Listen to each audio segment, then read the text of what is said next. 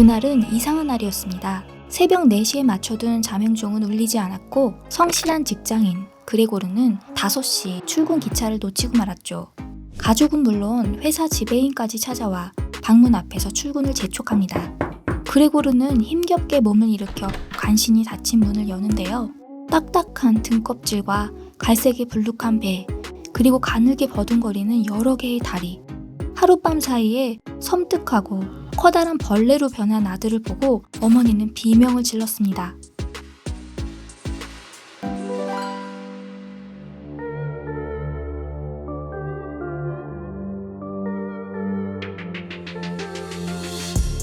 강렬한 첫 문장으로 시작되는 소설은 주인공 그레고르가 벌레로 변했다는 사실을 태연하게 던지는데요. 당혹스러움은 여기서 끝나지 않습니다. 그레고르는 인간의 말을 이해하지만 인간은 그의 말을 이해하지 못합니다. 인간이지만 벌레이고 벌레이지만 인간인 그레고르는 유일하게 경제활동을 하던 집안의 가장에서 쓸모없는 존재로 전락합니다. 부모님과 여동생은 전적으로 그의 수입에 의지하고 있었는데요. 특히 아버지는 사업에 실패해 상당한 빚까지 있는 상태였습니다. 이 상황에서 무단 결구는 있을 수 없는 일이었죠. 벌레로 변해도 출근은 해야 했습니다.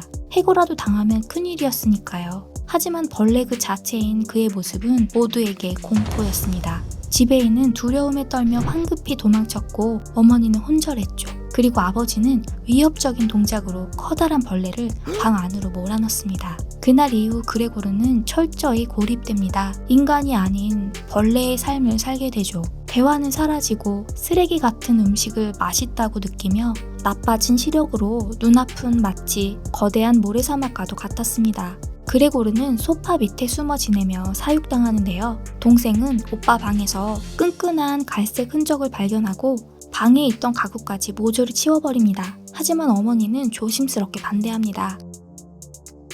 텅 빈 방이 편하다고 느꼈던 그레고르는 정체성의 혼란을 겪습니다. 그리고 자신의 가구, 즉 자신의 인간성을 포기하면 안 된다고 생각하죠. 화가 난 그는 밖으로 나가 직접 만든 액자 위로 기어갑니다. 이때가 두 번째로 발각된 날이었는데요. 벌레를 마주한 어머니는 기절하고 동생은 분노하며 아버지는 그에게 사과를 던져 치명상을 입힙니다. 그레고르 등에 박힌 사과가 썩어가는 동안 집안에 많은 변화가 일어납니다. 가족 모두가 일거리를 구했고 하숙생 3명을 구합니다. 아무도 신경 쓰지 않는 그의 방은 더러운 쓰레기장이 되었죠.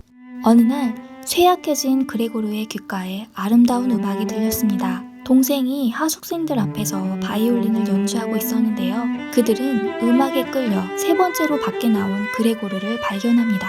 하숙생들은 불쾌감을 표시하며 당장 나가겠다고 선언하죠. 급기야 분노가 폭발한 동생은 저 벌레는 우리 오빠가 아니라고 말합니다. 조용히 방에 돌아온 그레고르는 더 이상 움직일 수 없었습니다. 등에 박힌 썩은 사과도 쇠약한 몸 상태도 거의 느끼지 못했습니다. 새벽 3시 그의 머리가 힘없이 떨어졌고 콧구멍에서 마지막 숨이 흘러나왔습니다. 이튿날 그의 죽음을 접한 가족들은 모두 휴가를 내고 시외로 나갑니다. 따스한 햇살이 미래 계획을 세우는 그들을 비추며 소설은 마무리되죠. 프란츠 카프카의 변신은 수많은 해석이 존재하지만 지금 이 시간에는 크게 2가지로 나누어 살펴볼까 합니다. 존재한다는 것은 그곳에 속한다는 것이다. 프란츠 카프카는 이렇게 말했죠. 인간의 존재는 단지 그곳에 있는 것이 아니라 그곳에 속해 있을 때 의미가 있다고. 벌레로 변한 그레고르는 더 이상 가족이 아니었기 때문에 존재의 의미를 잃어버리고 위기에 처했다는 것을 알 수 있습니다. 벌레가 된 첫날부터 그는 사람과 소통이 불가능했고 딱딱한 등껍질이 쌓인 채 가족들을 그저 지켜볼 수밖에 없었습니다. 고독 속에서 정체성을 잃어버린 그레고르의 모습은 당시 상황과도 맞물리죠. 소설이 출간된 1916년은 인류 역사상 유례 없이 비극적인 시대였는데요. 1차 세계대전으로 인해 약 1000만 명에 가까운 목숨이 희생됐고 인간은 불안에 휩싸일 수밖에 없었습니다. 19세기 말은 자본주의에 대한 비판이 고조되는 시기였는데요. 카프카는 이런 흐름을 작품 속에 담아냈습니다. 인간 그레고르는 오직 가족을 위해 하루하루 힘든 생활을 견뎌냈습니다. 무기력했던 가족들은 돈을 벌어오는 그에게 그저 의지하고 매달렸었죠. 하지만 벌레로 변한 뒤에는 성가신 그의 존재가 죽기만을 바랬습니다. 돈은커녕 음식과 공간을 축내고 흉측하게 변했기 때문이죠. 심지어 그가 죽기 전까지 밖에 나온 횟수는 고작 3번이었는데요. 가족들은 그때마다 참을 수 없는 혐오감을 드러냅니다. 이 외에도 카프카의 작품을 이해하기 위해서는 그의 태생을 살펴볼 필요가 있습니다. 카프카는 유대인으로 태어났지만 서구화된 부모로 인해 정체성을 갖지 못했습니다. 유대인도 독일인도 아니었던 그는 살아있는 동안 불안과 갈등에서 벗어날 수 없었는데요. 이런 그의 내면 역시 소설에 투영되고 있습니다. 변신 후 벌레의 모습은 서구 사회가 유대인을 바라보는 관점을, 변신 전 인간의 모습은 성공했지만 정체성을 잃어버린 유대인을 나타내죠. 유대인을 사람이 아닌 한 마리의 벌레처럼 바라보는 시선을 작가는 알고 있었던 거죠. 소설 마지막에서 가족들은 신께 감사의 기도를 올립니다. 하지만 그레고르의 죽음을 뒤로하고 그들은 앞으로 행복할 수 있었을까요?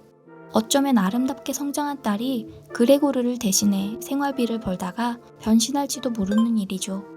이렇게 변신 속 가족의 모습은 현대인의 불완전한 초상과 겹쳐집니다. 카프카가 살던 100년 전의 과거와 100년 후의 현재가 다르지 않다는 건데요. 지금도 그때처럼 인간 소외와 실존적 위기는 사회적 문제이고 자본주의 사회에서 희생되는 인간 역시 수없이 많습니다. 소설은 냉혹하고 쓸쓸한 동시에 도발적인 질문을 던지죠. 지금까지 프란츠 카프카의 변신이었습니다.